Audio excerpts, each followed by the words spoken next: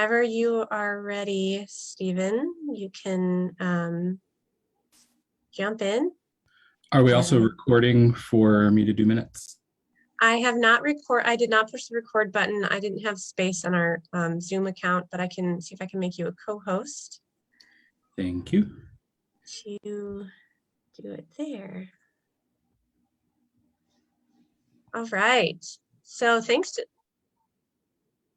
we are recording. Thanks everyone who is joining us today, tonight for the Chamber Annual Meeting, 2022 Annual Meeting. Looks like we've got a great crew of folks here on Zoom, and we're also broadcasting to Facebook Live. So hopefully we'll get some viewers on there as well.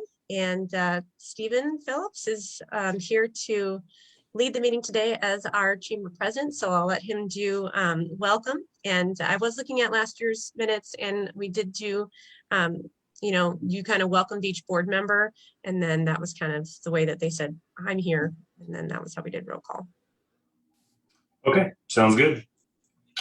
We'll go ahead and call this meeting to order then at 7 o'clock. Welcome everyone for joining us virtually and online in the ether there. My name is Stephen Phillips. I am the board president here with the chamber. I'll go ahead and go through a quick list of our board and staff and kind of throw an introduction out there. And then we'll get continuing on with the evening. So our vice president is Lisa Coker. Our secretary is Brian Mills. Our treasurer is Osa Schultz. We have Katrina Hoffman as our at-large member on the board. And then we have Christy Andrew, Mark Carroll, Natasha Cassiano as part of our board. Then we have Erin Cooper. She's an ex officio with the Forest Service. Siwan Gelbach, Danae Hoover, who's an ex officio with Native Village of EAC. Jessica Hoover, Helen Howarth, which is the ex officio for the city of Cordova. Michael Manuel, who's the ex officio for the United States Coast Guard. And then Wendy Rainey. And then our staff is comprised of Kathy Redfeld, Laura Trout, Christy Banks, and Kobe Lynn Rogers. And welcome. Awesome. So hopefully you all received via email the 2022 annual meeting packet. And if you didn't, there is a link to that in the chat that you can open up. There's an agenda there.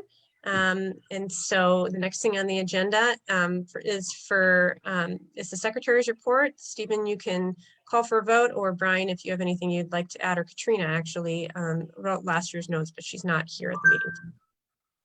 Yeah, Brian, if you have anything you'd like to propose for the secretary's report, go ahead and do that now, and then we'll call for a motion for accepting the minutes from last year. I wasn't the secretary last year, so I don't have any specific notes about those minutes, but certainly happy to answer any questions that there may be. Otherwise, nothing additional to report from me. Okay, and as Kathy mentioned, Katrina was actually our secretary last year, but she's not available. We'll just kind of open it up to the floor for a motion to accept the minutes from last year's meeting. This is Lisa. I make a motion to accept the minutes from last year's meeting. Okay, we have a motion. Do we have a second? Osa seconds. Okay, I heard Osa seconded that. With no objections, we will stand to have the motion passed. Any objections? All right, not hearing any objections, we'll move on to the treasurer's report. Osa, do you have anything you'd like to add to that? One thing is that it's for 2021 on the agenda. It says 20, so we'll move forward. Let's forget about 20. And overall, I just been our foremost financial supporter, providing us with a grant annually to help with operations and keep us doing what we do for the businesses of Cordova. They gave us $90,000, and then this year they had to cut back a little bit, so we got 81.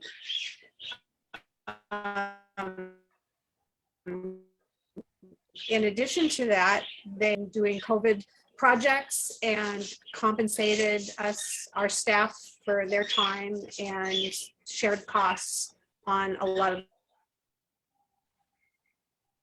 the projects that we worked on with them, like the addition to that grant, they did more. And we really appreciate that because it really keeps us going. Because of the CARES funding,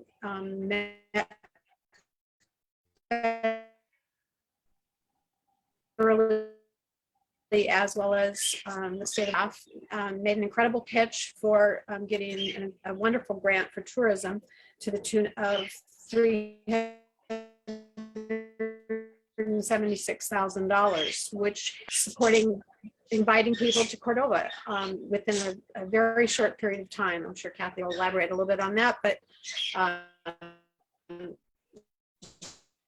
that was a huge windfall.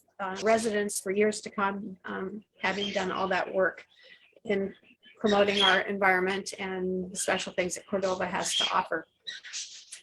In addition, we got a $20,000 grant from the Alaska Chamber that was the VAX support and encouragement, and then a PPP loan for $22,652, which helped offset that to some extent. That freed up some of our budgeting capital to do other things and help absorb some of the lesser incomes that we were seeing from membership dues falling a little bit, not a lot, but some. And we tried to support the membership by offering a 30% discount if they needed it. A few people took advantage of that, and our membership to 2021, which was really good. In addition to that, it was made up by our sponsorship, the all sponsor donations for supporting our events. And so really it was kind of a wash as far as our membership income goes. Hey, Osa, I'm really sorry. I'm going to the- interrupt you really quick, Osa. Yeah, sure. Would you mind turning off your video? It may, we're having some audio issues from you. And if you turn off your video, we may Oh, be yeah. able to hear your stuff a little better. Got Thank it. you. Sorry to interrupt. You're welcome. Thank you for letting me know. Just a couple more things. The Fungus Festival Festival did much better this year than the success of the chamber is due to an incredible collaboration between a wonderful staff and a strong board. And I thank you all for attending. That's all I have, Stephen. All right, fantastic. Yeah, sorry I didn't bring that up a little bit sooner than that because it was cutting out pretty bad there. Do you have any questions for Osa on the financial report?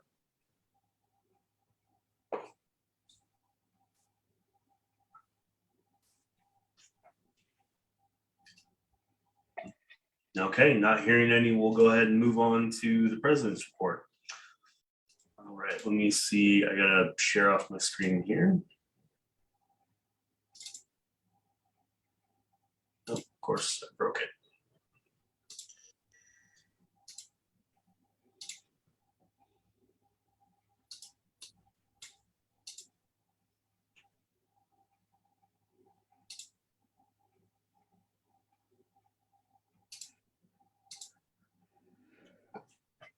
Okay, All right. does everybody see my screen without issues? Yes, Yep. sir. Awesome. Okay, well, I'll go ahead and start my president's report with our 2021 annual report. Again, my name is Stephen Phillips. I'm the chamber president. And I'm happy to report we had an incredibly productive year so far, supporting businesses through this very challenging time and partnering with our local entities.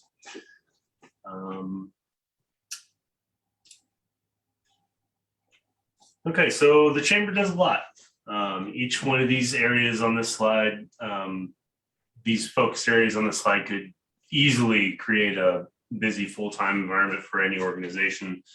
And we luckily have awesome staff that does it in a nonprofit capacity through a membership organization. And we do that through supporting our programs and through the grant from the city of Cordova, as well as our membership dues and our sponsorships. And we operate with 1 full-time staff and 3 part-time staff, which hopefully will be changing to 2 full-time and 1 part-time staff member in the coming year.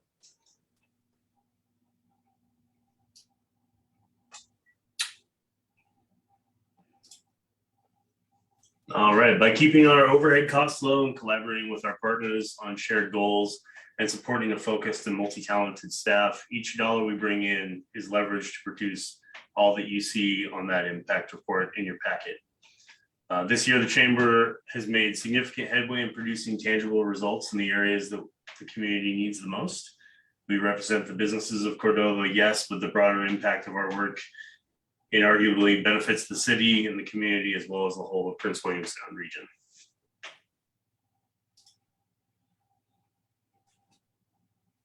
So one of the most important areas of our work is supporting and promoting our local businesses. Everything from the independent fishermen to retail, lodging, service sector entrepreneurs, the processors, our nonprofit organizations, and much more than that.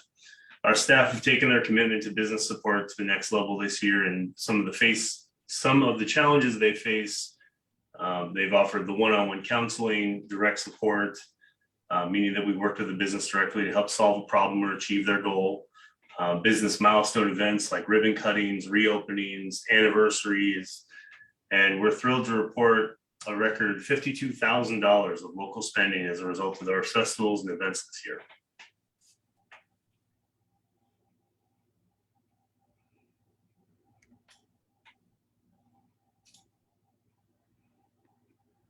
All right. Already established as our business hub, it only made sense for the Chamber to also become the primary hub for COVID relief resources and assistance. And we offer that not only to our Chamber members, but all local businesses within Cordova. And our staff worked on one-on-one to help support, promote businesses recoveries while keeping them connected to the latest grants, relief programs, webinars, and other resources for recovery and growth, with monthly emails, updates on our COVID business resource page, and other outreach outlets that we used. The Chamber also strengthened and leveraged partnerships to make the most of our channels and skills of our staff, combining them with resources and funding from local and regional partners. This formed the Prince William Sound Business Smart. And due in large part to this group effort, over $12 million was awarded in AK CARES grants alone to over 230 Cordova businesses. And that doesn't include the SBA grants or loans.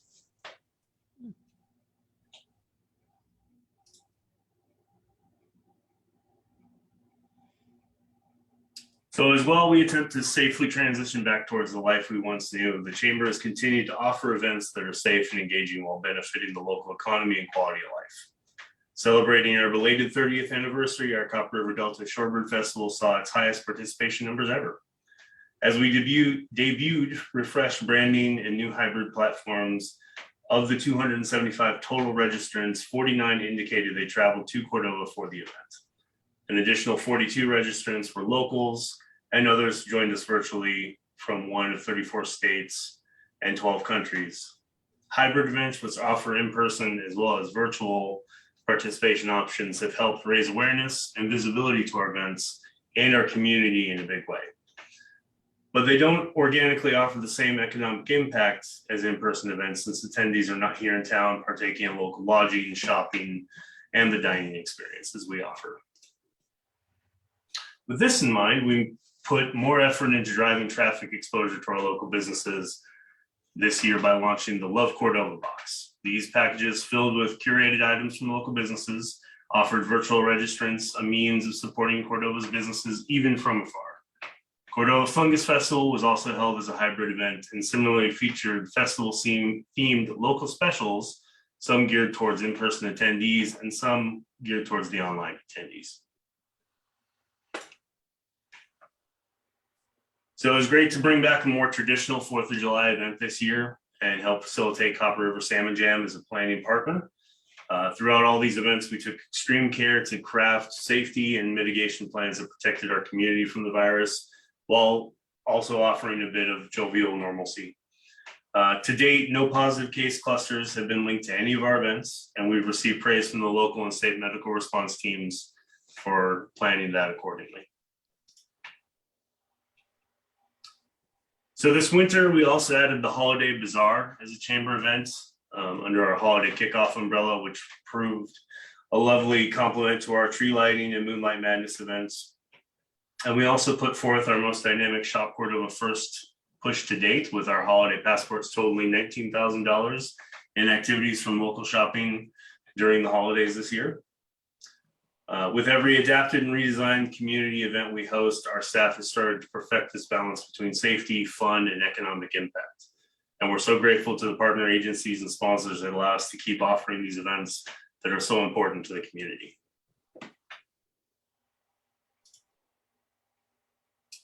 In the midst of all this, we continue to advocate for a reliable, adequate, and sustainable marine highway and air service by elevating conversations with Alaska Chamber and the Alaska Travel Industry Association. Communicating service changes and new safety procedures for both AMHS and Alaska Air to Cordovans and travelers, coordinating with local regional entities to create cohesive region-wide suggestions and requests to transportation decision makers, and creating templates for Cordovans to send in comments with one click. The Chamber has and will continue to be a champion in Cordova's efforts to retain adequate and reliable transportation and is an integral element to the survival of our community. Advocacy for transportation shall continue to be a major focus for all of us at the Chamber in 2022 and beyond. In 21, Cordova Chamber also was successful in securing a $376,000 COVID safe tourism marketing grant from the state of Alaska. And this next slide will be the video for that. So hopefully it plays correct. Nope. See, I knew I was going to do that.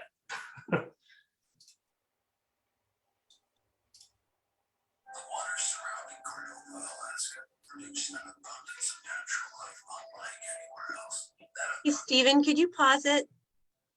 Can you stop it for a sec? Yep. There's a way for me to make this work for video sound. Do you remember where that is, Brian? It may be something that Stephen needs to set on his end. Okay. I felt like it was under audio in the general settings, but maybe we should just skip the video because I don't think the sound is going to come through. But this video is available on our YouTube page as well. I'll see if I can get it pulled up for us to revisit in a few moments. Okay, thanks. Okay, awesome. Alrighty, so moving on from the video, hopefully we'll have a link in the chat for you soon with that. Destination marketing. So working with destination strategy, branding, and marketing experts, the grant that we got from the state of Alaska allowed us to roll out a professional and new marketing campaign for Cordova this summer that secured more than 13.3 million measured impressions across social media and the web. While targeted advertising reached across the United States and abroad via printed ads, radio, Facebook, YouTube ads, Google ads, Instagram, and more. As a result, inquiries to local businesses showed a marked gain this summer, and traffic to our newly refreshed website increased by more than 900%.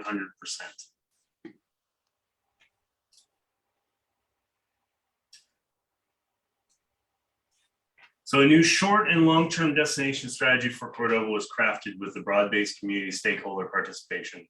We reached out to seek input from balanced cross-sections of community, including underrepresented populations. This led to perhaps the most important outcome of the project, which was that it generated excitement about healthy economic diversification and helped us identify and name the core community values that are most important to Cordova and to retain as we grow our economy.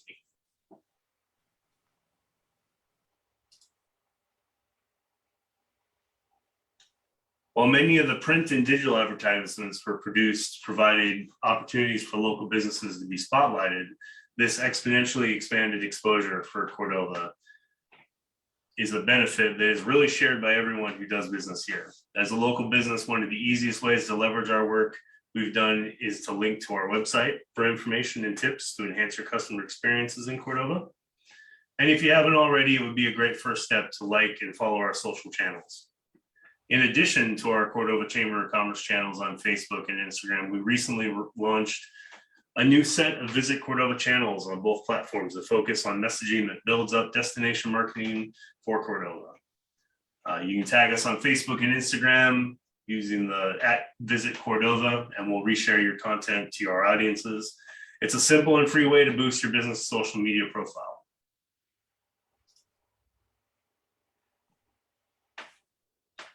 We also put together a free business toolkit with ready-to-use resources to help local businesses and organizations piggyback off of our campaign. We feel this effort will lead to short and long-term benefits for Cordova, a broader region, and the state. But building tourism demand isn't done with the flip of a switch or the launch of a campaign, and our work has laid a strong foundation, but it must be continued. And we're excited to take these next significant steps along Cordova's dynamic business community. We encourage you to take a look at these tools and try them out. And if your chamber membership is current, you should have received an email recently along with your election ballot. And others can be found at our website at cordovachamber.com/destination-toolkit.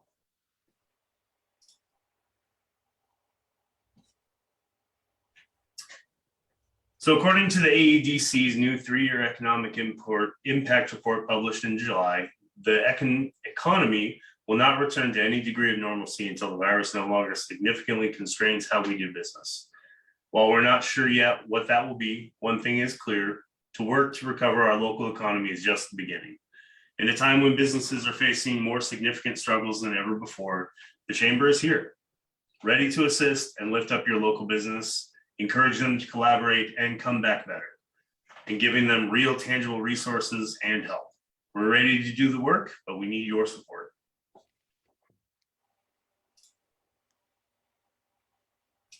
It's worth noting that the Chamber was not immune to the effects of the pandemic. All of our major revenue sources have seen substantial decreases. Virtual festival and event registration revenue is lower and requires much more work to facilitate. As a 501c6 nonprofit, ironically, we're not eligible for many of the COVID relief grants that we promote. Besides our PPP forgivable loan, almost all of the grant funding we received in 2021 passed through. And of course, struggling local businesses have found it harder to fit chamber membership into their tight budgets. In response to the pandemic, we began offering 30% hardship discounts on chamber membership, and some businesses have taken advantage of it. While we're happy to do this to keep local businesses involved in the chamber, it does impact our overall membership revenue. In 2022, we project flat to modest increases in membership dues and possibly some grant funds available to us. The festival revenue will likely remain low. So as you can see, the support we receive from businesses in the city will have huge impact on what we can accomplish this year. It's clear that the community values the work that we do, and we hope that you do too. In closing, I'd like to thank you all for your time. Now I'll pass this off to Kathy, our executive director, who will dive a little bit deeper into some of these specific challenges that we're currently facing with the workforce and supply chain issues, and share some tips and resources to help businesses overcome this and grow together in 2022. And with that, I'll hand it over to you, Kathy. Awesome. Thank If I can you. close this out. See if I can share my screen. There you Okay, I want to share presenter view, which is this one. Okay, share screen. That one. Okay. Okay, so hello. Can you guys see my screen okay? Yes. Yeah, You're good. looks great. Well, I think most of you know me, but my name is Kathy Renfelt, and I'm the Executive Director of Cordova Chamber of Commerce. I'm going to try to get through this quickly. There's so much information in this presentation. Today, I'm going to be sharing some really compelling, possibly surprising data that's compiled from presentations given at this year's statewide chamber and tourism conferences by experts from the U.S. Chamber of Commerce, the University of Alaska, Harvard University, and others. And some of it may seem grim, but knowledge can be power. And the good news is that there is a lot we can do to help, and there's a lot that you can do to help yourself. So let's dig in. While many of the challenges we'll discuss are effects of COVID-19, some of these issues actually stem from problems that were pre-pandemic. In 2019, you'll remember right before the pandemic hit, Cordova was hit with an unexpected 9-month loss in ferry service. All while the state of Alaska was experiencing a big statewide recession. The AK population was decreasing with outmigration, oil prices were low. In the lower 48 economy was hotter than ours. And so all sectors of the economy were feeling decreased economic activity. So there's also things driving inflation, like adjustments in what people are buying and complications to how people and products are transported around the state and the country. Alaska was having issues with our marine highway system before the pandemic, and now the AMHS and Air Service are grappling with cancellations, safety protocols, workforce shortages, and more.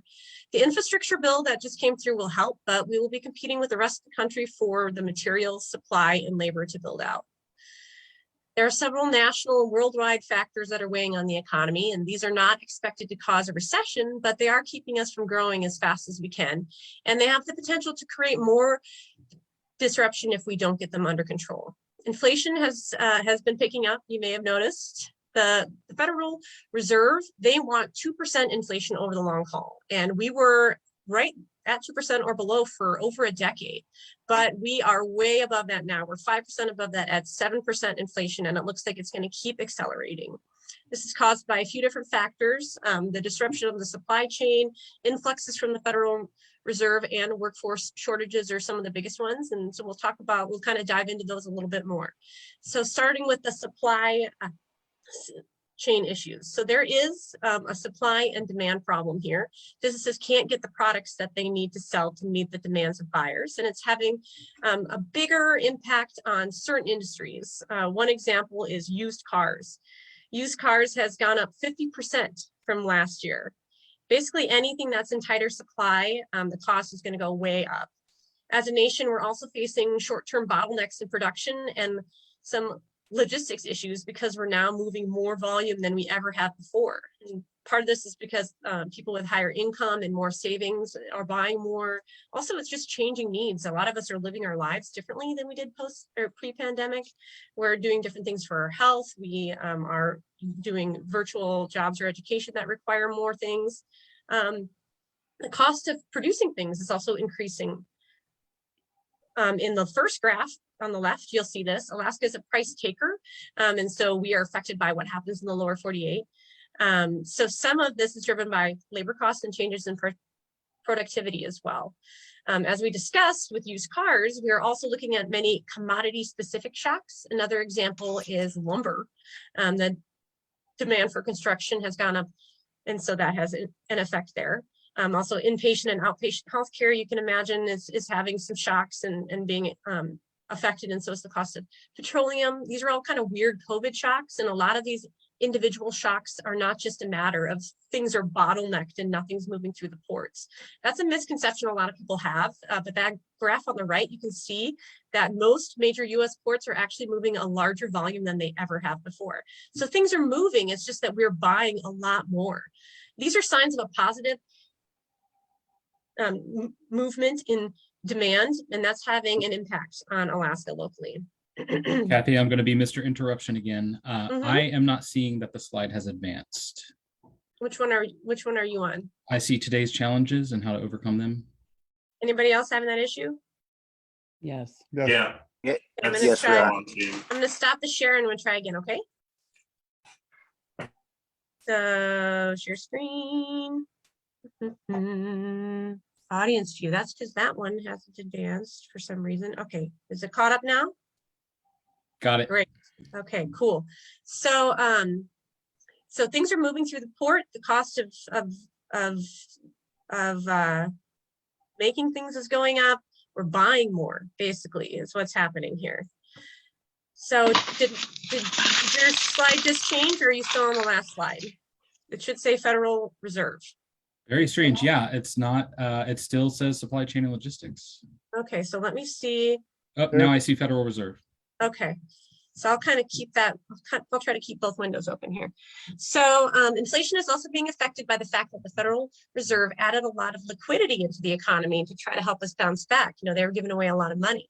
So the issue that the Fed is dealing with is that they are charged with maintaining stable prices while simultaneously pursuing maximum full employment in the economy. And that's really hard to do right now. Inflation will likely persist as long as supply chain issues do, but it's expected to eventually go back down.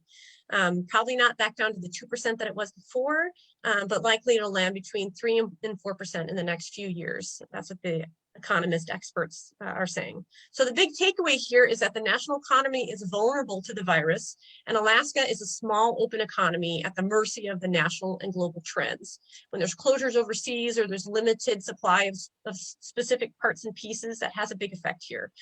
The private sector is going to lead a lot of the solutions. That's the answer that the economists came up with. And guess what? You guys are the private sector. So we get to try to lead some of these solutions. Did it change? Did the slide change? Yeah. Yes. Okay, cool. Yep. We're doing it.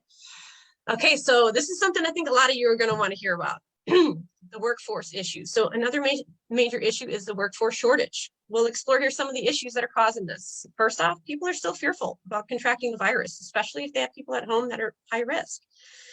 Retirements are also up as well. This is having a huge impact, is all the people that decided to take this opportunity to retire. There's also fewer young people that are moving up to Alaska and staying. And this is based on PFD registrations where people tend to want to fill that out and tell the truth. So that's pretty accurate, although Cordova does trend a little bit younger than the statewide average. The COVID conditions are making work less desirable for some. Imagine if you're someone who has to enforce COVID registration.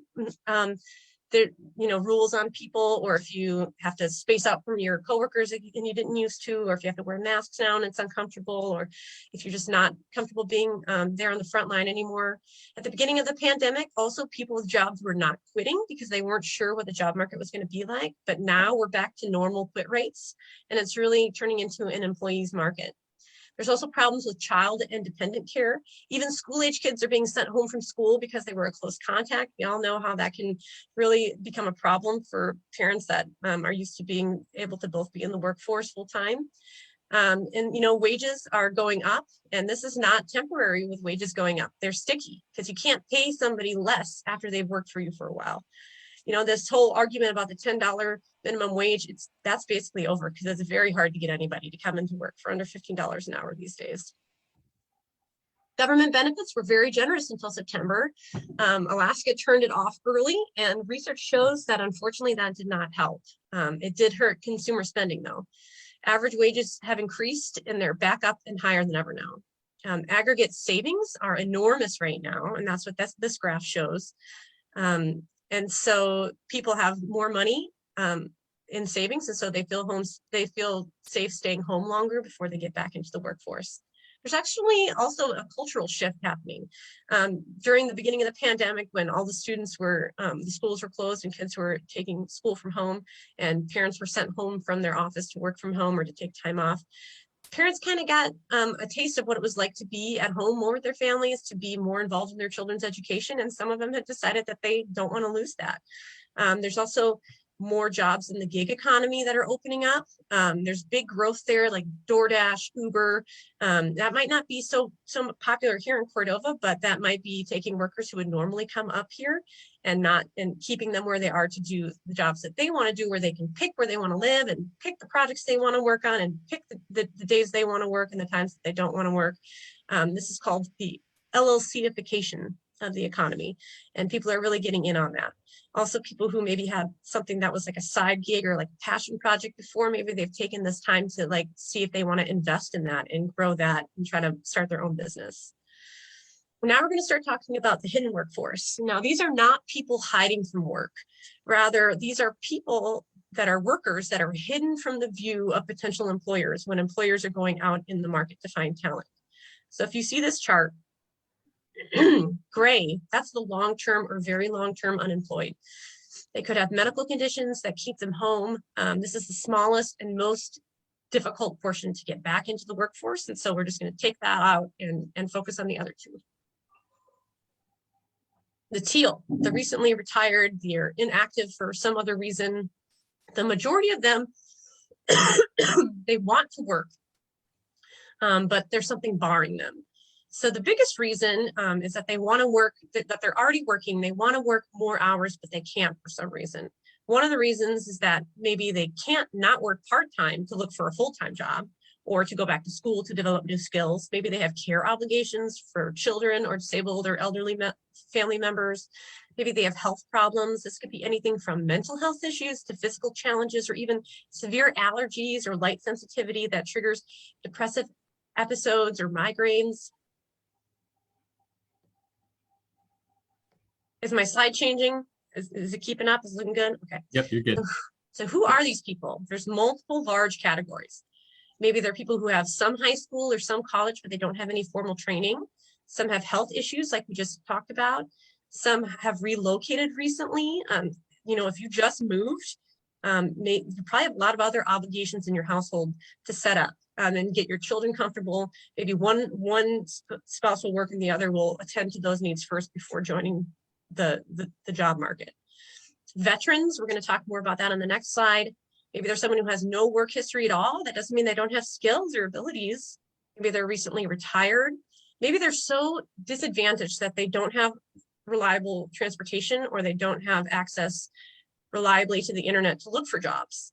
These are all kind of where some of these hidden workers are. So talking more about two specific parts of this hidden worker that might be particularly relevant in Cordova: veterans and military spouses. They relocate often, they have gaps in their work history. And this sometimes can get them, if you're using any kind of an online tool to filter your applications as they come in, any gap in your resume can sometimes get that application tossed out before you even see it. Their military background it often tends to make them play down their skills, or they use language that doesn't maybe appropriately showcase their experience or expertise. They might be less likely to say that they have 5 years project management with budget control and personnel review experience, and they might say something more like they've done fitness reports. And that description might not compute the same way for someone outside that military construct. Women are now the majority of the people in the workforce. I'm going to say that again. There are more women than men in the workforce now, for the first time ever in the history of the world. There's also more women in post-secondary education. Women tend to have more soft skills, social skills. They're usually better at multitasking. Women are exiting the workforce in huge numbers right now. And that's primarily due to caregiving obligations. A recent study by Dr. Joseph Fuller from Harvard, he asked employers, do you think caregiving affects the performance of your employees? And employers said, no, I don't think so. And they asked the employees, do you think caregiving affects your performance at work? And employees said, yes, it does affect my ability to do my best work at work, and it affects my ability to be there fully present. You know, you never know if you're going to get a call that so-and-so is sick or that so-and-so needs to get picked up. Caregiving does drive turnover. And surprisingly, you were seeing the most of that turnover at high-level senior leadership, top-tier positions for women, which is really too bad. Some people have referred to something called the Great Resignation happening right now, and that does have to do with people retiring. But Dr. Fuller from Harvard, he said that he's more worried about the Great Reconsideration, which is that maybe parents enjoy being with their family during COVID, and they don't really want to go back to the way that they were working before. They want to try to find work that works for them. So what you can do is reduce barriers and try to find ways to offer alternative workspace accommodations, especially to women and caregivers. There are lots of benefits of hiring hidden workers. This study done by Dr. Fuller from Harvard showed that these people that fit into these categories that I listed below, or that I listed previously, that they tend to attend work at higher rates, they're more engaged, more productive, they have less turnover, they're more dedicated, and they have a better attitude. So if a business owner develops a program that seeks to include candidates that may normally be excluded from the process, like people with physical or mental disabilities, people with criminal convictions, people with less formal training, people who are retired, veterans. If you go and seek those people out in your hiring, it's going to end up being more than just a benevolent action to win Boss of the Year. It could actually be a very shrewd business choice.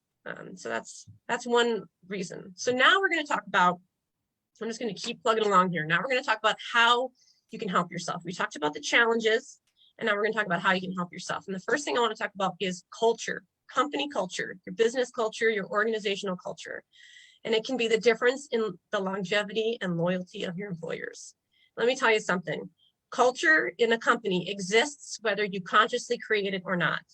So it's there. And therefore it matters that you are creating what you desire and not just letting it happen. Happy employees lead to happy customers, and to build that cultured environment that really makes them feel a part of something, part of a team, it has great power. That intentional building of community and value for everyone, no matter their role in the business, can lead to a lot more longevity of your employees, less turnover, and more employee growth into leadership positions. So how do you get there? Think, write, and be. So think about how you want to feel when you come to work, and then write it down and share it with your employees. Praise those who are already co-creating this environment, and then be what you desire. This may take practice and constructive critique by all the staff at first, but practice makes perfect. Hiring can be one of the most expensive costs to your business. So having the right people who fit into your culture and have the strengths and skills to perform the tasks in the right seat will save you money in the long run. First, identify who the right people are, what skills and talents they need, who is going to fit into your culture. And second, identify what skills need to be there and what strengths that are required for the job. And then you're now empowered to go out and get the right person for the right seat. How you can also help your business is to really actively work on employee retention as well as recruitment. So we were talking about earlier about how some things can get filtered out by these large, like Indeed or Monster or even Facebook jobs or Google jobs.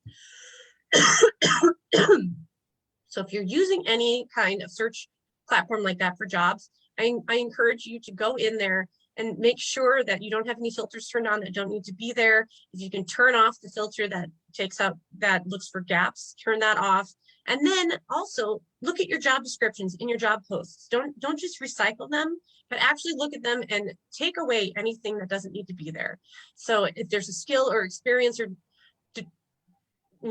degree requirement that's there that could exclude good candidates, maybe consider taking that out. And also consider seeking to fill your position with someone who fills a demographic that you haven't sought out in the past. Maybe there's one of that hidden worker group that would make sense for you to go after.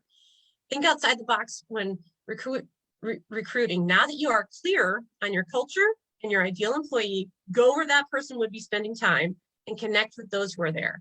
This can be in person or virtually. Maybe you know a specific person who would be a great fit for the position, but they're already employed. Maybe you could ask them for a referral for somebody else that they know that might be a good fit. With many businesses understaffed, frontline staff especially need more tools and resources to equip them to deal with difficult situations and customers. Train them on how to listen and communicate with these guests and equip them with the perks they have, and then give them the authority to hand those out to try to make the situation right with customers that need it. You don't have to, if you don't have good employees that are on your side, you don't have much going on at your business. So it really is important to think about your employees as your first customers. So if you can make sure that they're being well taken care of, then everything else becomes easier. In today's world, if you want to keep your employees and customers healthy, it's also important to be prepared if and when your employees do get sick. Do they have enough leave time available to feel they can afford staying home when they have symptoms? I am coughing right now, speaking of symptoms. And you may also, excuse me, got a frog in my throat. You may also want to consider reducing barriers to workforce workforce participation, especially for women and primary caregivers. Alternative work arrangements should be part of your playbook to get the talent that you want and need. While working for your business may offer more than just money, there could be fun perks or experience or all that other stuff. This pandemic has raised the stakes for workers in frontline positions and really anyone working outside the home. And this is data from coolworks.com. It's a top hiring and recruitment website. They specialize in seasonal jobs, but this graph shows that wages have gone up a lot in the past 6 years, and especially in the past 18 months.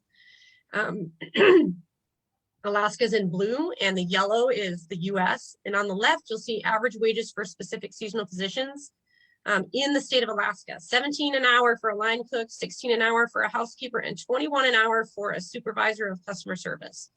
So that, you know, the wages have gone up. These are live on the site right now, and this is very timely information. The average hourly wage over the entire site for all of these seasonal jobs is $16.29 an hour. So if you haven't reevaluated your wage structure in a while, it's a good time to do that. Even experts in the job field have been shocked by how quickly the wages have increased in the last 18 months. So the biggest takeaway here is that if you're advertising a job and you're not getting bites, look and see if you've included the wage. And I know that's scary sometimes. Maybe you don't have the wage you want, but if you don't put a wage there, people are going to scroll right past it. They have enough choices right now that they need to know this job is worth applying for. Times are tough, so it might seem like the answer should be hard too, but in this case, it might really just boil down to the basics. The basic needs, desires, this is what makes us work as humans. Consider Maslow's hierarchy of needs. Usually this is in a pyramid shape, like this. So your most basic needs are at the bottom, and self-actualization, which is your highest self, is at the top. Consider, how are you providing these base level supports so that your staff can work their way up the pyramid from just surviving in the job to performing and thriving and moving into that rock star position that can go on to be a leader in your organization? So ask yourself, how are you tending to these needs of your employees in your work environment? For those that offer staff housing and meals, can this be improved in any way to make staff more comfortable? Do you have safety policies in place where employees feel protected while at work? Do you have policies and procedures to empower your hourly and frontline staff when it comes to aggressive customers? Belongingness and self-esteem. Does your company culture make everyone feel welcome? And do you have clear goals set for your staff to achieve, and employee recognition programs in place to acknowledge staff achievements and reward successes? Can you offer more access to professional development or mentoring to cultivate new leaders? If you work for a larger company, just this could be a job in itself for someone to tend to your culture, retention, staffing, employment recognition, and recreation. A lot of us can't afford that in our organizations, but there should be somebody thinking about these things for your employees. And this is how you keep employees. How much does it cost to hire and train a new employee? I know we've talked about this at the chamber, a lot. It pays to invest in retaining good employees now. It can be a slippery slope when employee needs are not getting met. We end up in this cycle where we lose someone and other staff are affected by this, and morale falls and more staff leave. And then your company image gets involved and you can face even more turnover. For each employee lost, the turnover cost for the company can range from 50 to 250%. 50 to 250% of that employee's annual salary. That's how much it costs you when you lose somebody and have to hire somebody new and train somebody new. So turnover costs may not show up in your financial statements, but it has just as much of an effect on your bottom line as much as any other good or service that you invest in for your business. You wouldn't buy groceries and then let them spoil. You hire employees and you tend them. You take care of them. You try to grow them into bigger, better employees. Now let's turn the camera around and look at ourselves. So you work so hard, but could you be in your own way? Many entrepreneurs, managers, and directors are so busy bootstrapping their company off the ground that they may not realize they've reached a place of growth, and they need to, be looking to how they can grow now. They may be standing in their own way, needing to have control over everything. Consider releasing yourself to hire the right people, put them in the right seat, give them clear direction, and create growth together. As you are hiring and as you're looking at this, are you hiring the same people over and over? Are you doing things the way that you've always done them? Do you have a clear vision for your business in the future? If you're doing things on repeat, then you may be going in circles instead of moving forward. Set clear goals of where you want to go and why it's important. Then make a plan to move forward. Let go of what isn't working, use what currently is working, and then create that path to reach your goal. And remember that you're not alone out there. So we talked about the ways you could help yourself. Now we're going to talk about the ways the chamber can help you. We are here to support you, and there are already lots of resources and tools of ours out there that are ready for you to take advantage of. While there are no big, easy answers to immediately solve transportation and supply chain issues, you can add your voice to the clear messaging that the chamber's already put out there. With one click, a lot of times you can send a message that really amplifies the work that we're already doing to maintain adequate transportation here. We can also help make introductions to other business owners that you can work with to place joint orders to help with those supply chain challenges. Our business spotlights, milestone celebration support, and social media sharing is also free to members, and it's a great way to prop up and spotlight your business or your new offerings. We can also connect you with experts at the Alaska Small Business Development Center to create business plans, financial projections, and make concrete plans for growing and scaling your business. That can be a really difficult time and thing to do on your own. Sometimes you need an outside viewer to help you with that. We're also constantly working to increase quality of life in Cordova and remind locals why they love it here. We're trying to keep people in town. We're trying to attract new people here. The festivals and events that we're putting on are also really important to get people here. Our destination marketing efforts solidify a positive reputation for this community and paint a beautiful picture of living here. Simply sending a copy of our new digital visitor guide to prospective hires or referring them to our modern and engaging website can help communicate the uniquely special lifestyle we all enjoy in Cordova and sell the idea to those on the fence about relocating. Internships, event committees, and educational webinars offer local people opportunities to build new skills and grow new leaders. And this is kind of the big reveal for the evening. We are now going to be able to help you offer healthcare support to your employees. So we have recently joined forces with the Small Agency Leadership Alliance. And as the chamber, we're now for the first time able to offer healthcare support to our employees. And as a chamber member, you can now do that as well. There's no cost to employees, or you can contribute if you want to, which is just insane to me. So awesome, such a great opportunity. I'm not going to give a whole bunch of information about that now, but we do have a webinar scheduled for later this month. It's supposed to be Wednesday, February 23rd at noon, and that will be recorded. So if you're not there, you can also come back and see the recording. The people at SALA are so easy to work with and so nice and have so much information. They'll be happy to meet with you one-on-one. All that you need to have in place in order to start receiving this benefit is a chamber membership. So what a great reason to be a chamber member. We've also been leveraging partnerships and encouraging collaboration, and we're going to continue to do that. And that kind of leads right into our next thing on the agenda today is our 2022 Chamber Awards. I'm going to stop screen sharing for a minute and make sure that we don't have anything in between. We actually, yes, so I'm going to go ahead and go into the awards, and then after that we will have the Board of Directors election results, if everybody's okay with that. All right, so let me share my screen again. If I can figure out how, share screen, audience, share. Okay, you guys see it? Okay, so we have so many amazing nominees today, you guys. This has been such a joy to read all the nominations as they come in. I wish I could give an award to every single one of these businesses and organizations. We put a little snippet here and also in the packet. We wanted to share just a little bit of information about why each one of these businesses was nominated, because like I said, unfortunately, we couldn't give an award to each and every one of them. But we are going to give away some awards today. We're going to give away, the first one we're going to give away is the Chamber Champion Award. And so you can see here that this award goes to a business that went above and beyond to partner with and support the Chamber while honoring the Chamber's code of ethics. And so today we're going to give this away to one winner and one runner-up.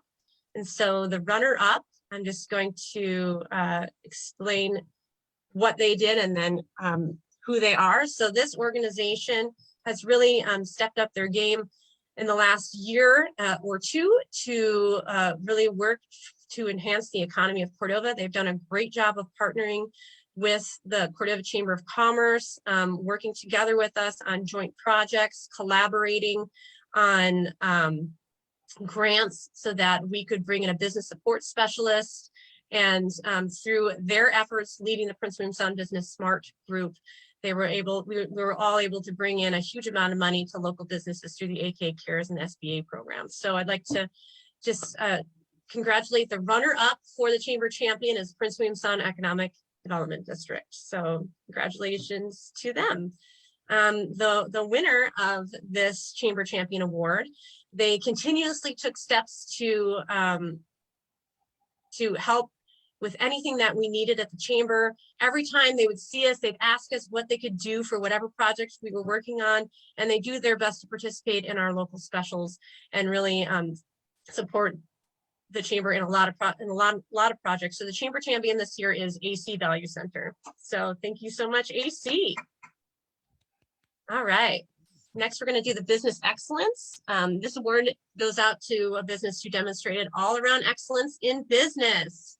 Consistency and excellence should be demonstrated in a multitude of areas, including but not limited to leadership, policy and strategy, partnerships and resources, processes, customer service, residents' perception of the business, and public responsibility. So there's going to be two winners to this. First, we're going to do the small business winner. So this is if you have 10 employees or less. We'll have a winner and an honorable mention. So the honorable mention, this business takes the lead in jumping in to help whenever people have tech needs. They have excellent customer service. They have a community reputation of being knowledgeable and reliable. And so our runner-up for the business excellence for a small business is CDB Tech Guy. Congratulations. And our winner for the small business excellence, they partner with the Chamber and businesses to expand community experiences. They pioneered the idea of virtual and hybrid classes. They order whatever anybody in town is looking for. They work hard to keep their employees safe and the community safe. Big congratulations to our business excellence small business winner, the Net Loft. Thank you to the Net Loft. All right, so now we're going to do the business excellence for a large business. That's a business with 11 or more employees. So the runner-up for this business has provided jobs for a large number of Cordovans. They continue they continue on the education and practice of native cultures for future generations, and they have numerous programs for the betterment of life in Cordova. They also own the Cordova Times, which has won numerous awards for journalism. So the runner-up for our large business excellence is Native Village of VIAC. Congratulations. 10 employees or less. And now the winner of our large business excellence award, they managed to remain well-stocked during shortages and shipping delays. They are known to have a cheerful and friendly staff, and even with staff shortages, they have kept their services at top level. As a locally owned business without corporate headquarters, they have maintained the same high standards as a larger organization. The winner of the business excellence for a large business is Nichols Front Door. Congratulations, Nichols. They said they kept stock. All right, and now we're going to go on to the next category, which is community outreach. This is a business, organization, or individual who created a substantial positive impact on the community of Cordova. It could be through implementing new programs and services, creating new resources for residents, offering a unique community service, or any type of community outreach having an impact on the residents of Cordova. So our honorable mention for that They have engaged people from within the fleet across the community in a fishing web recycling program. And some of that web is now being used in commercial goods available for sale back at the fleet. It's a very cool full circle story. And their conservation projects help keep our waterways and landscape healthy for generations to come. Our runner-up for the Community Outreach Award is Copper River Watershed Project. Congratulations. And the winner of our Community Outreach Award, they are giving elders winter mobility through their Ice Bug for Elders program. They have a partnership with the police department to rehabilitate broken bikes and give them back to the community while keeping them out of the landfill. And they hold community bike rides to help keep Cordovans active. The winner of our Community Outreach Award is Cordova Gear. Congratulations. Finally, our Collaboration Award. This award, we got a ton of really great nominations for, and I wish I could give this to everybody that was nominated. But this is, we chose the winner because this business is one who has been outstanding, working together with other businesses, the community, or with organizations for the betterment of Cordova. They partnered and collaborated with others, strengthening businesses, stimulating the local economy, and creating an environmental impact and enhancing the quality of life for Cordova. So the honorable mention for this one has worked closely with several businesses in Cordova to cross-promote each other. They work with businesses to help businesses continue to shop Cordova first in all areas of their business. They came together as a resource to help protect the business supply chain, not only for themselves, but for many other businesses. They acted as a hub for ordering for many businesses so that they could get through some of these supply chain issues. And they also supply their products to lots of other businesses to complement the offerings of other businesses. So the winner, the honorable mention for the Collaboration Award is the Little Cordova Bakery. Congratulations. And now the winner of our Collaboration Award. This is actually 4 businesses, and I feel like that's very fitting for a Collaboration Award to be given out to more than one business. So these 4 businesses came together to create a first day of school event. This is a great innovation to create a fun and unique experience to offer Cordova, and it's an example of collaboration model for other businesses to follow. When businesses come together for events like this with co-collaboration, it generates excitement from Cordovans to try something new and shop Cordova first. So the winner of the Collaboration Award is Studio Red, Kayak Cafe, the Net Loft, and North Star Alignment for their first day of school event. So congratulations. Awesome. Well, that is it for me. I am done with my portion here, and I think, Stephen, you can direct us next to the board election results. Yeah, sounds great. So, wow, that was pretty awesome. I really enjoyed the awards this year. That was pretty good. I will go ahead and hand it over to C1 with the board election results for this year. Hi, thank you, Stephen. Yeah, all right. Well, good evening, everyone. So the nominating committee this year was myself, Pete Hefner, and Jessica Hoover. And we've been calling around to a lot of members and stirring up interest, and maybe not for this time, but hopefully for the future, trying to prod people and getting people more interested in running for the chamber and telling people what that is about, being on the board of directors. So I would just like to say thank you for my opportunity to serve. I'm stepping off the board, and Mark Carell is also stepping down from the fisherman's seat. So let's see, I have the names here. We did our tallies today.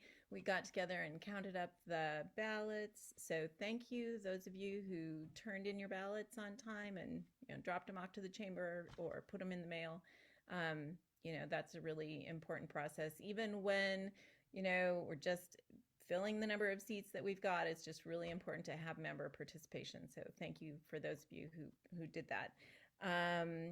So please give your congratulations and thank you to our newly elected board members. Lisa Coker is back in her seat. She's an incumbent. Brian Mills, also an incumbent. Stephen Phillips, thank you, has now been elected to the board. He was sitting in an appointed seat previously. And a special thank you and welcome to Jean DeBruler and Nellie Hand, who are two new members who are joining the board of directors.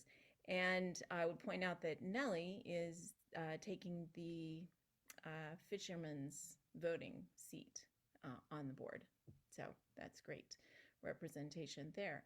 And that's all from me. Thank you. Awesome. Thank you very much, C1, for the results there.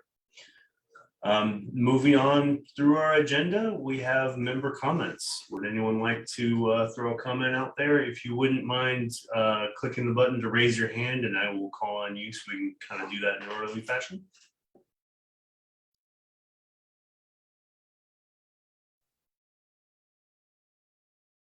I'm not sure if people are going to know how to raise their hand. I always have a hard time with that. Marina Briggs. There you go. Oh, no, so formal. I didn't know it was that. No, I just want to say thank you. It's been a treat working with the chamber to get things done over the years. They've given us a lot of opportunities to share community, share advertising. That's really important for a small, nonprofit to be able to have advertising as a shared thing, and just working with the staff. And I think we have, and from the Cordova Center point of view, yeah, I think they're doing really well. So thank you.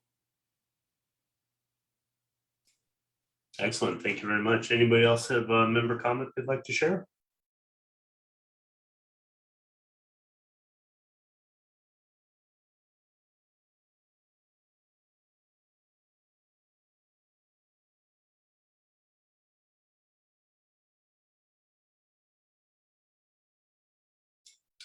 Lisa? I just want to say thank you, Kathy and staff, for another great year. And I really found your presentation to be really interesting. Thank you for that. And I want to say welcome, Jean, to the board. And I'm looking forward to another couple years serving with everybody else. So thank you. Excellent. So with that, any other member comments? Otherwise, we'll move on to board comments and count Lisa's comment in that.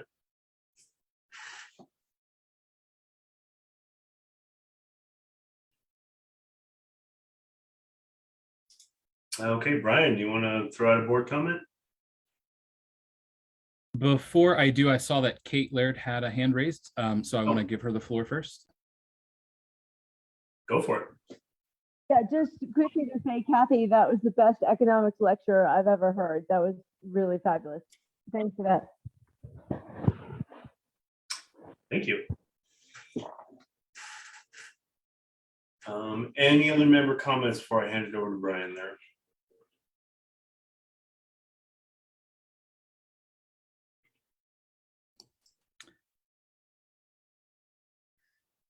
Go ahead, Brian. Okay. First, thank you all for being here. Really appreciate you participating and joining in. Congratulations to everybody who got awards. And yes, Kathy, the presentation was great and informative and not, yeah, it was good. I was going to say it's not like dry and boring and everything. Good job. I just want to encourage everybody listening to join us roughly 10 hours a year. We have board meetings once a month. And even if you are not a board member, you are welcome to join in and hear what's going on at the chamber. I say about 10 hours a year because They run about an hour long, and we do roughly 10 of them a year. So it's not a huge time commitment. It's a really, really good way to see what the chamber is doing. That's one of the things I love about being on the board, is being able to see like how much is going on. And the scope of what the chamber does is so large that it's kind of hard to wrap your head around. And usually what that means mentally, we just say, oh, the chamber's, that's a good thing. I'm glad I'm a member there, but you don't really know exactly what's going on. So please come join us at the meetings.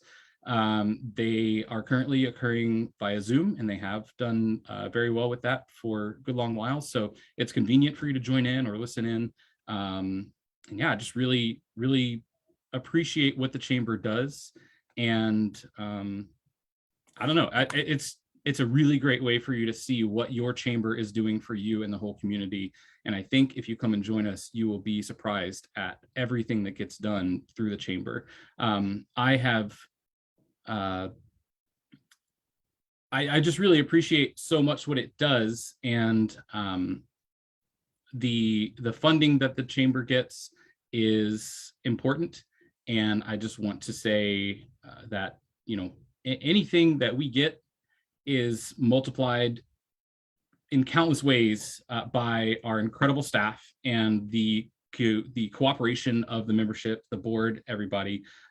So I'm glad you're part of the chamber, and please feel free to join us. Also, if you were one of those folks who maybe got a request or a message from the nominating committee and you weren't comfortable with that this year, but you're still curious about what being a board member looks like, joining a meeting is a really great way to do that with no personal commitment at all. And then maybe next year you want to join. All right, thanks. Awesome. Thank you, Brian. Osa, do you have a board comment?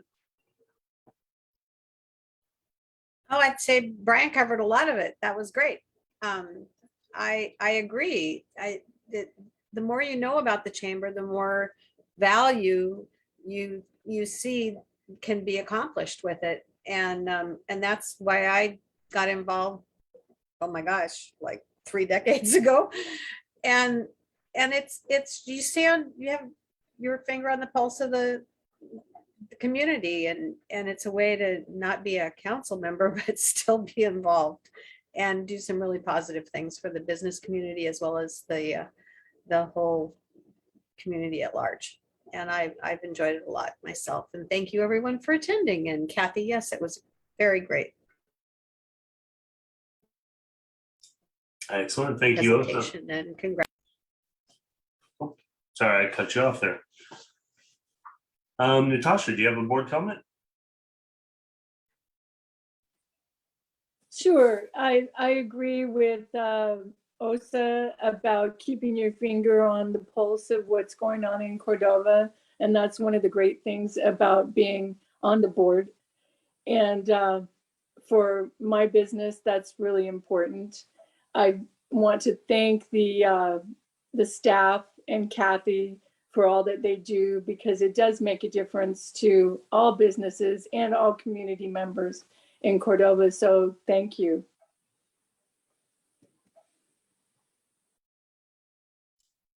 Excellent. Thank you, Natasha. C1, you have a board comment? I do. Yeah, thanks. I also just wanted to say that, you know, from the nominating committee, if you're a business or a member that we didn't reach out to, if you are interested in, you know, being on the board of directors in the future, you know, you can always reach out to someone and also share that information. So, you know, we kind of reach out in the dark and try to find people, but, you know, if someone has interest, and it's a really great way to, you know, as was shared, keep your pulse on what's going on in the community. And I will miss that aspect very much, because it's really a way I stay connected to all the new transportation changes and new business changes coming on in Cordova. So, but I am, you know, still going to be here in business in Cordova, and I'm moving into more of a leadership role with the Alaska Shellfish Growers Association. So I'll be spending my time doing more of that work, and hopefully bringing more of that back to the chamber also, as mariculture is a really growing component of our economy, which is great. So I think that's about it. Thanks. Excellent. Thank you very much. Jessica, do you have a board comment?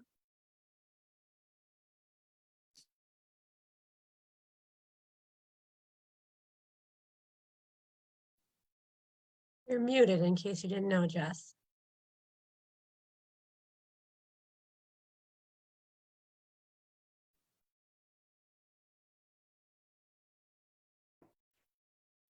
We'll go ahead and move on to Wendy. Do you have a board comment? Yeah, I just kind of want to go with what everybody else has said there. That's great. I do, as a multi-business owner, appreciate the advertising opportunities that are given through the chamber. That's an awesome advantage to being a chamber member, and am happy to answer any questions about folks who are interested in possibly thinking about joining up with the chamber. I appreciate everybody's work, and you guys will have a great night. Thanks. Excellent. Thank you. Jessica, do you got your technical issue figured out?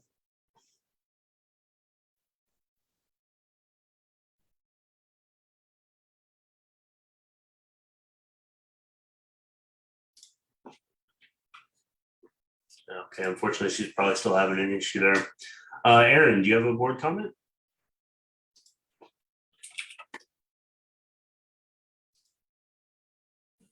Yeah, I have thoroughly enjoyed my time on the board, representing the Forest Service with the Chamber of Commerce Board.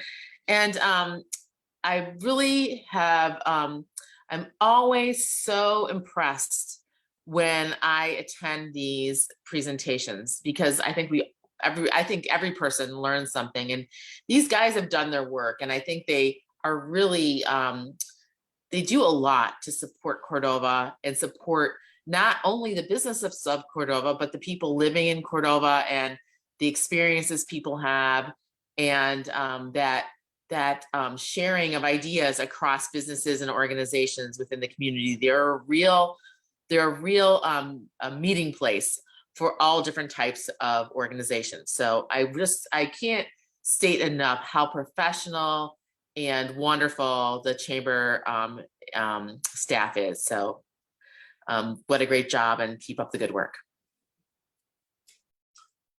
Thank you very much. Michael, do you have a board comment?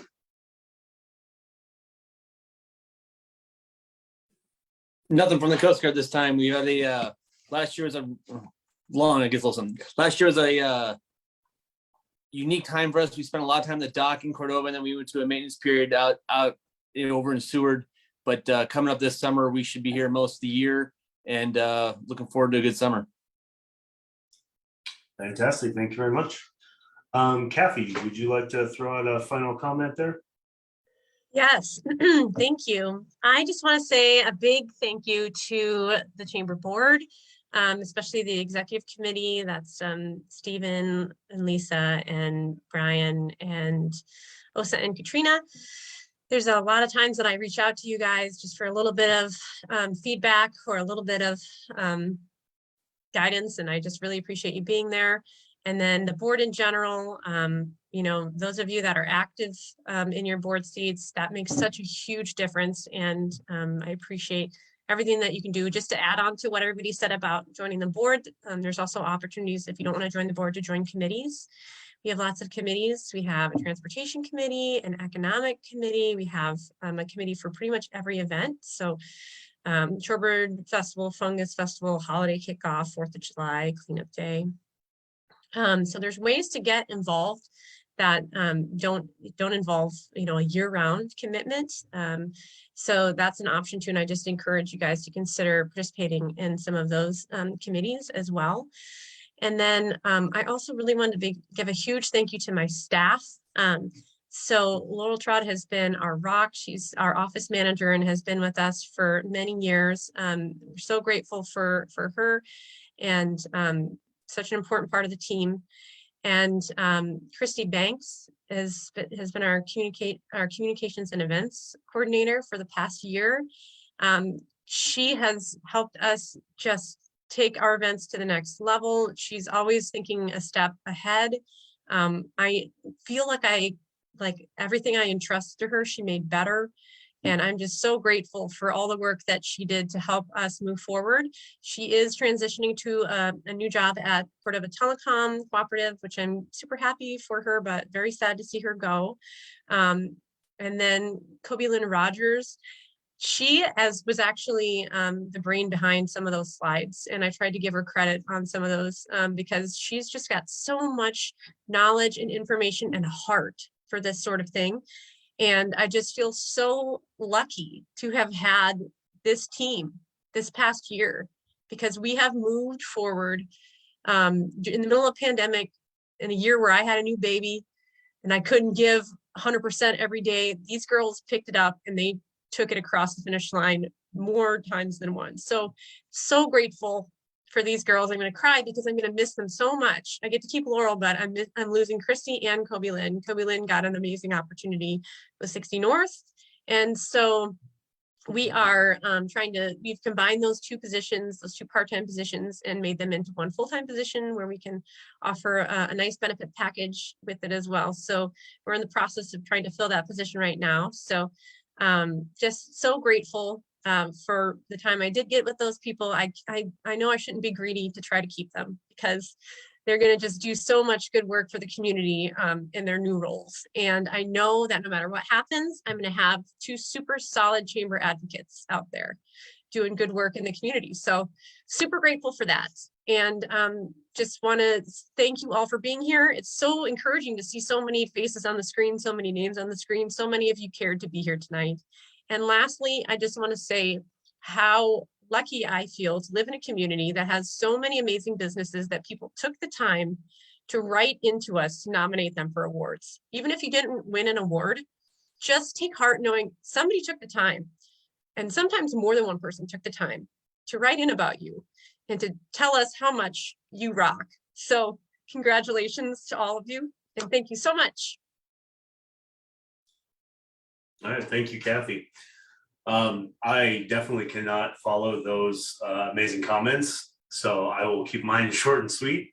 Thank you, everyone with membership who showed up tonight. It means a lot to us that you came out for our annual meeting. Thank you to my fellow board members, those who were newly elected, re-elected, and those who are transitioning out. It has been a pleasure to serve with you, and look forward to seeing you in the rest of the community. And then congratulations to our award winners. That's a fantastic program that I really enjoy seeing continue on. And thank you to the membership for re-electing me into an actual elected seat. I look forward to the next 2 years and doing what I can to better support you and the chamber. And with that being said, seeing as there is no further business on our agenda, I will hold this meeting adjourned at 8:22 p.m. And one last thing, the link for the video, Brian was so gracious enough to put it into the chat. So if you want to go watch that, you can use that link, or check out our YouTube channel with the chamber. So have a great night, everyone, and thank you so much for attending.